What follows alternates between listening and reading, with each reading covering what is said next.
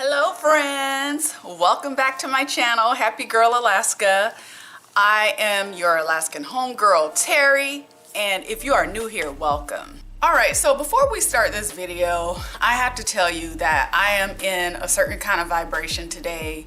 I have the spirit of ranting upon me, and the thing is that I've been sitting on this video for a very long time, and the main reason why I've been sitting on it is because I know that there are going to be some Alaskans or somebody that's going to come for me in the comments about what I have to say.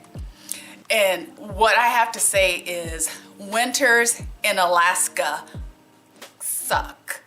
They do. I'm sorry, at least in Anchorage, and I know that there are certain cities that have it worse than we do. And so I came up with a list. One day I was over it. I was completely over it. Give me a second here. Let me give you an example, right? So right now, oh, it changed. It looks like it's warming up. So we have a high of 9 degrees today and a low of -4. It's not cute. So right now the temperature is 3 degrees and it looks like it's gonna start going downhill around, I don't know, later in the day. But anyway, the temperatures that we're having right now are a lot colder than what we normally get in November and December, so I'm not really sure what's, I need to get comfortable. I feel like this is too much. Put it down here. Yeah, that's better. Okay, cool. Yeah, so the temperatures that we're getting right now are a lot colder than what we normally get, and I'm telling you, I'm one of those people who don't like to be cold. So anywho, let me go ahead and get into this rant so I can get on with, we're gonna go and dig out Christmas decorations from the storage. So all right, here we go. All right, number one, and I didn't rank these in any particular order. I just started freestyling and writing down all the reasons why I hate winters in Alaska. Number one is because it's cold and dark. I would go into details, but I think I've talked about it enough to where in the wintertime we get down to as little as 3.5 to 4 hours of daylight. And that's really tough. And then, like I just said, it's cold here. It's cold, it's 2 degrees. Normally, I want to say in December, what did I say in my last video?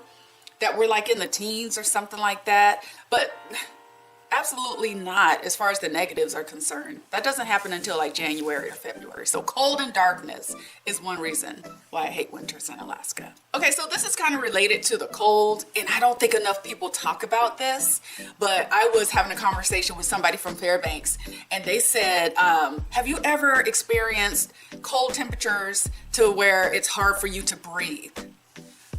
You guys, I can remember when I was in high school waiting to catch the bus, it was hard to breathe, and when you blink, you felt like your eyes were freezing or your eyelids were freezing because it was so freaking cold. So this is tied to the cold, but it's separate, something that people really don't think about.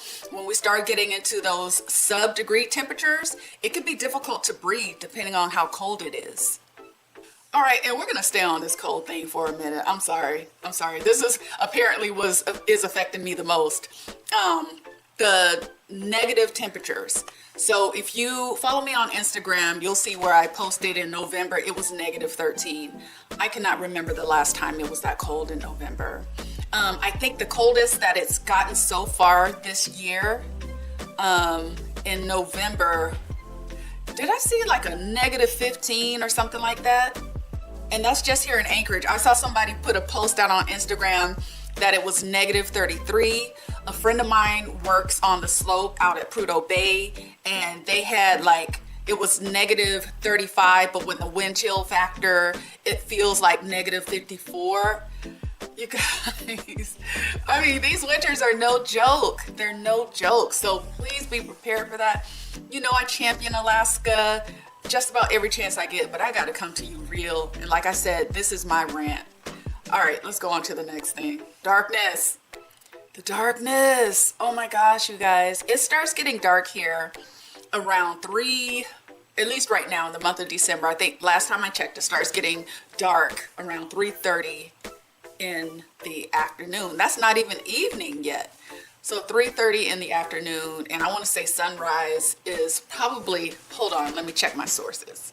Okay, so it says here, sunrise is at 9:52 a.m. Sunset is at 3:46 p.m. So that's what? Oh my gosh, I'm trying to do math. Almost 6 hours, I think, of daylight, which isn't bad because it's gonna get worse. But the darkness is just another thing. I know that has an effect on a lot of people too. Okay, the next one is the seasonal affective disorder. I've kind of self-diagnosed myself with that because I can tell in my spirit when winter is coming.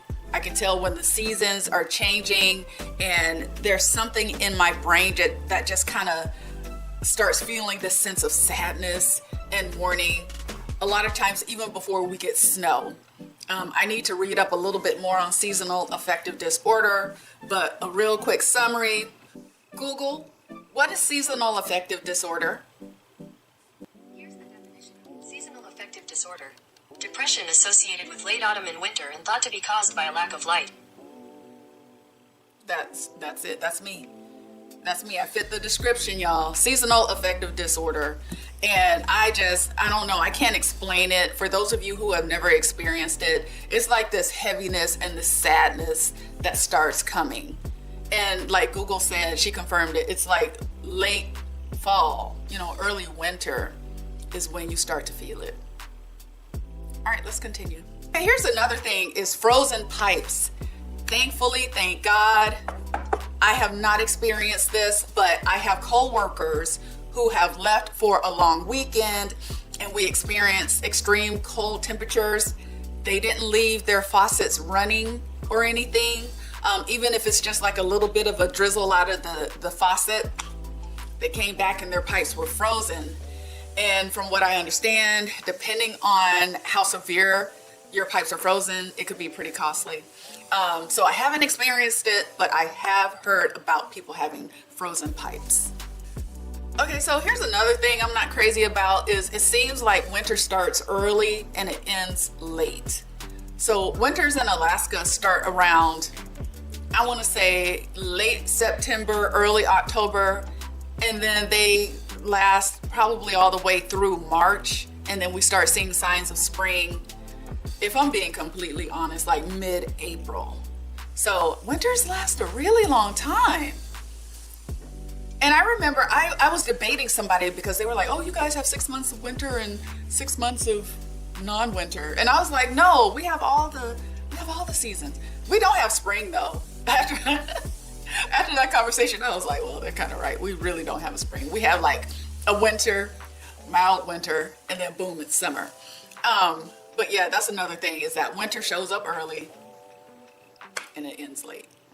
Oh my gosh, this next one, I think this is probably the one that kind of set me off, is I was driving down the road and for some reason, people that have these big ass trucks, they're just flying down the road. I mean, they have so much confidence in the traction that their trucks have.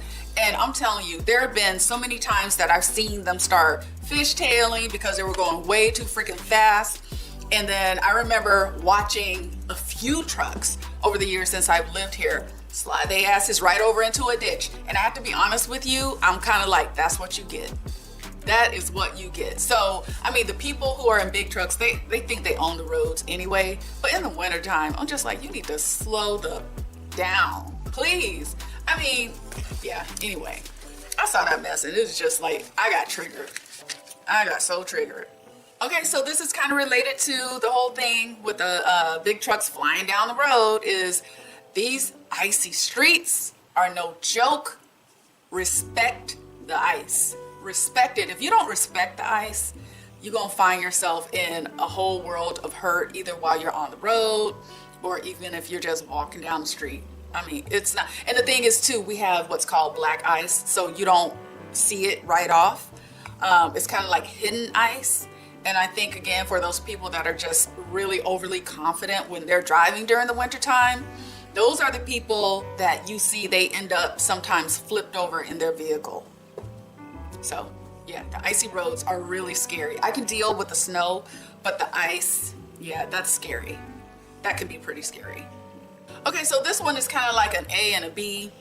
your windshields get extremely icy. I have been to the point to where, oh, okay, so your windshields get extremely icy when you're parked outside, and then the second part of this is having to scrape your windshield. Now, if you're lucky and we get a snowfall, you could just brush the fluffy stuff off. But what I'm ranting about is that ice that seems to be impenetrable. You have to almost like chip it and then you can scrape it. It can be a bit much, y'all. So I needed to do some clearing out of my garage, and I was parking my BMW outside, and I remember I needed to go somewhere and I just wanted to do a real quick run. I didn't realize, because it had been so long since I parked outside my garage, how difficult it could be to try and scrape the ice off the windshield. That was no fun. I was sweaty. It was just a lot. Here's, oh gosh, here's the next one, y'all. And I'm about to remedy this. Shoveling the driveway. Now, I don't have a huge driveway, but I have a 2-car garage, so the driveway is big enough to accommodate that. And it could possibly accommodate a third vehicle, I'm thinking. Yeah, it could possibly accommodate a third vehicle. So for me, I'm not trying to get out there and shovel the snow. You know, I'm already team boycott winter, and getting out there, I have a snow blower. I don't want to do that either. So what I'm going to do as a remedy, and this came about because I was in conversations with women that were talking about how to make your life easier. I am hiring somebody to shovel my driveway because it's just not something that I'm not going to do it anymore. I'm not. And here's the thing, I've gotten to the point to where the snow has piled up in my driveway, and somebody driving by will probably think that nobody lives here. But I'm just like, no, it won't be me. I'm not going to be shoveling. So I got to hire somebody to do it. Okay, so here's the next thing. And for those of you who live in cold places that get really cold in the wintertime, you could probably relate to this. But if you have to park outside, you better plug in your vehicle, because it can, that cold, severe cold will completely drain your battery. Like I said, I was parking outside for a little bit. My little vehicle, she did not like that. She was complaining. I got all kinds of like engine lights, not engine lights, but battery, all kinds of stuff. And I forgot that I needed to plug in my vehicle. I didn't do that. So she's back inside now, so she's doing fine. But if you don't have a garage, or if you're not able to park in your garage and you have to park outside overnight or for extended periods of time, you have to make sure you plug in your vehicle. Okay, so here's the next one, and this is kind of, what's the word I want to use? Subjective, because if you're a winter person, this is not true for you. But for me, somebody who does not enjoy spending a whole lot of time outside in cold temperatures, the outdoor activities are very limited. There's not a whole lot available to you. I mentioned on a recent live that I'll get out and participate in some of these winter festivals that they have. So in February, March timeframe, and February is extremely cold too. But I'll get out there just because it's so festive and everything, and you kind of have to break the monotony of just staying inside. You know, so I'll go and check that out. But other than that, the outdoor activities really are limited for those of us that do not enjoy getting outside and being in cold temperatures. All right, so this next one here, and I want to say my mom said this is the reason why she was really wanting to leave, is that if you have arthritis, man, those symptoms are going to be on 10, you guys. It's going to be magnified because it's so cold. So I think I have like a little bit of arthritis or back, but I find that if I'm outside, and it doesn't even have to be that long, but depending on how cold it is, and especially with these negative temperatures we've been having, when I come back inside, I feel like I'm chilled to my bones. And we don't have humid, it's not humid here, it's really dry. So I have to either hop in a hot shower to warm up, or I have to get in a hot bath. And I find that is helpful for me, but I mean, I'm just thinking about the folks that have severe arthritis. These winters you're not made for that. So that could be really tough. Okay, y'all, so this next one. So in the wintertime, if you're not an outdoors person, you're probably gonna spend a lot of time indoors in your house. And what do you do when you're in your house all the time? You go to that kitchen, you start eating. And so for me, This next thing I said was gaining bear weight.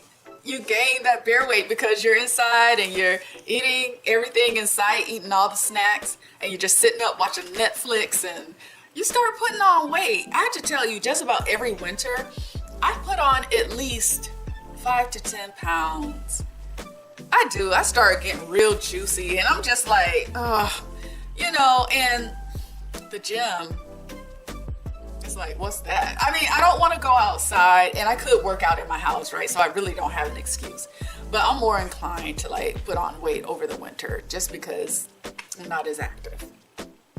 Okay, so here's another thing. In addition to gaining the bear weight, when you go outside, you have to pack on layers of clothing in order to be comfortable, in order to keep warm. So not only are you gaining weight, but you have on all these extra layers, and it's making you look really big. You look like 5 times bigger in the wintertime than you do when it's summer or the warmer time of the year in Alaska. So that's something that kind of sucks.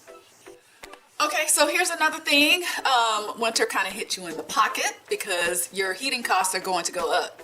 So of course you are not going to want to sit in a cold house, and I know people that they say their thermostat does not go above 69, 70 degrees. And I'm like, you are a lie if you think I'm gonna sit in my house at 69, 70 degrees in the wintertime. No, we're topping off at about 75, 78 degrees.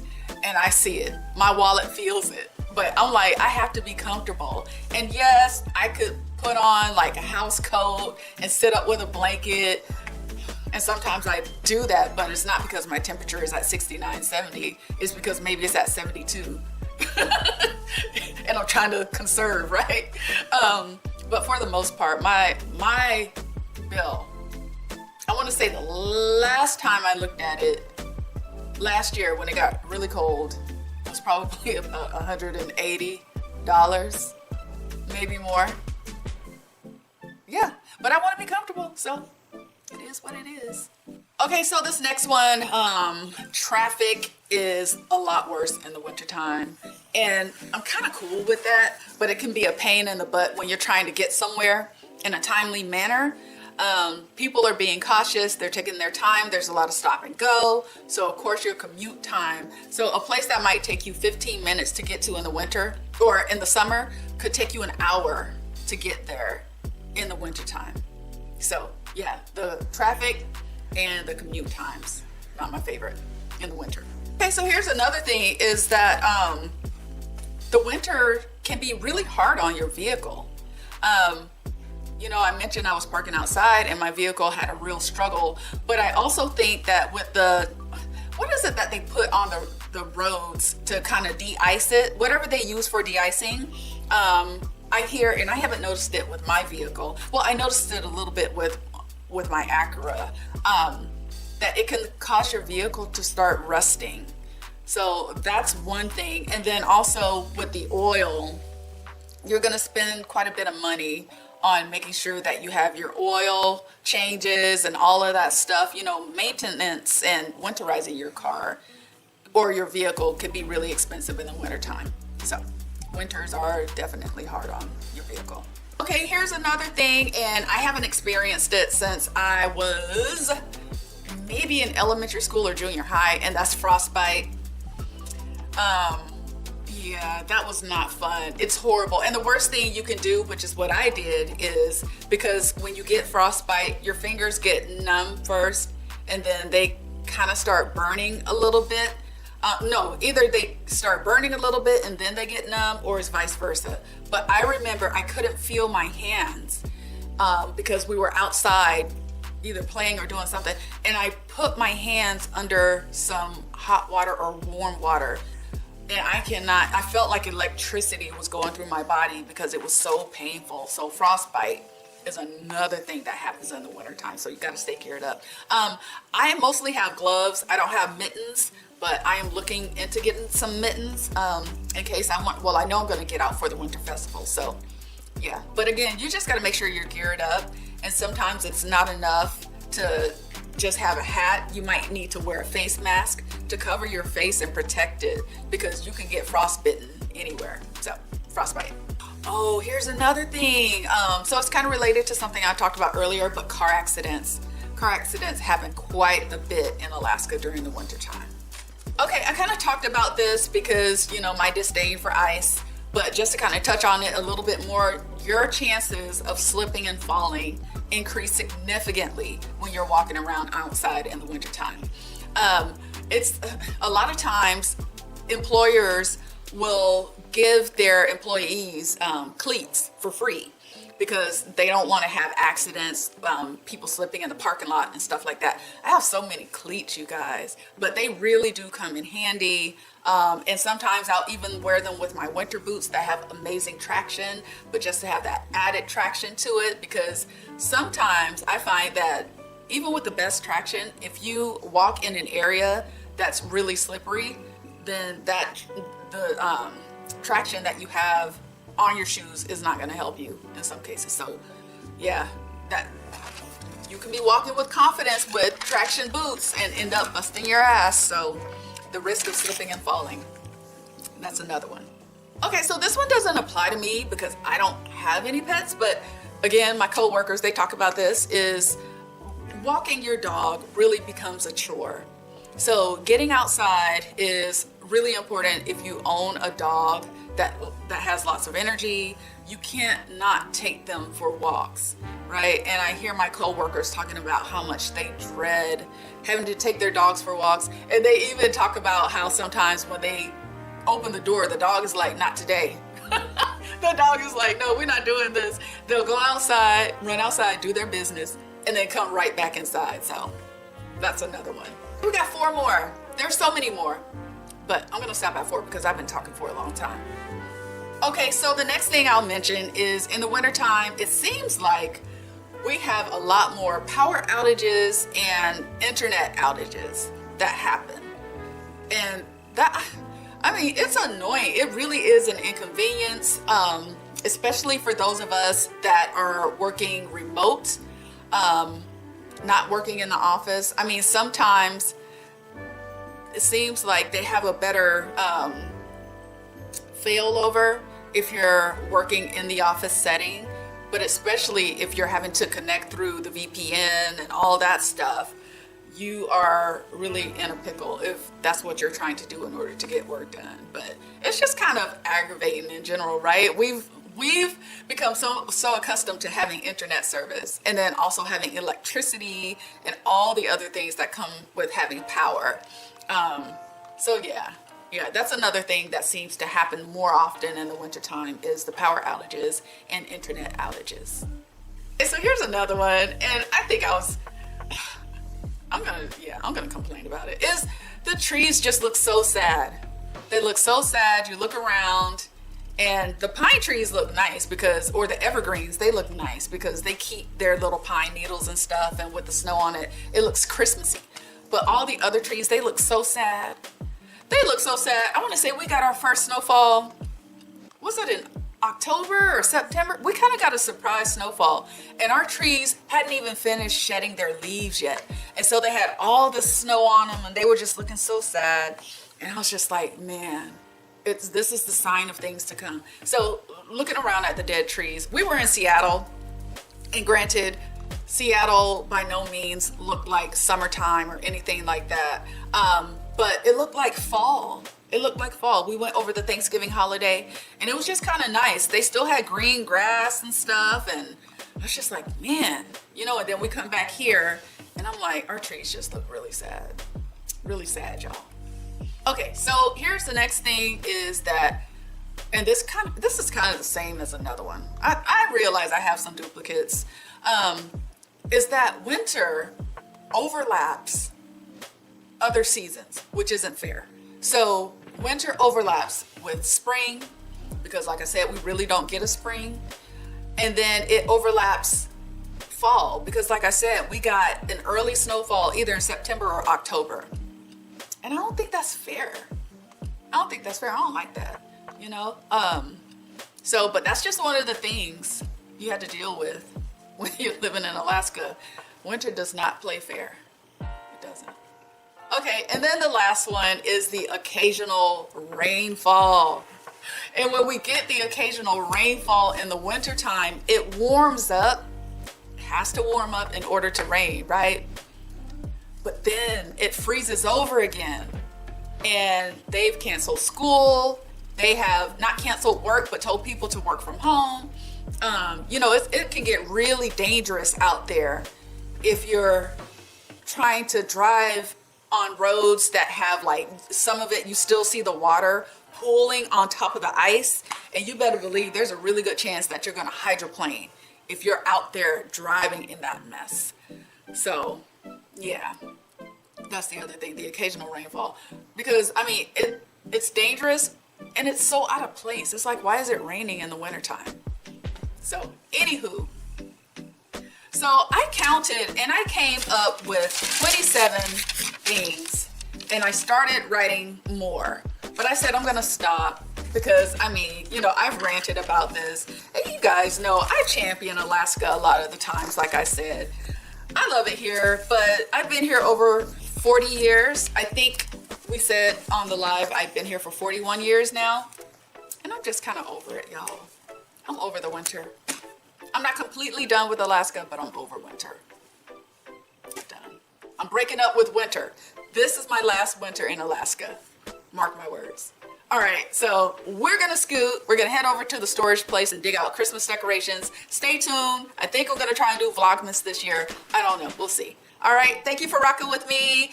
Like, comment, subscribe, share the video, and I'll see you in the next one. Take care. Bye. Everybody like this.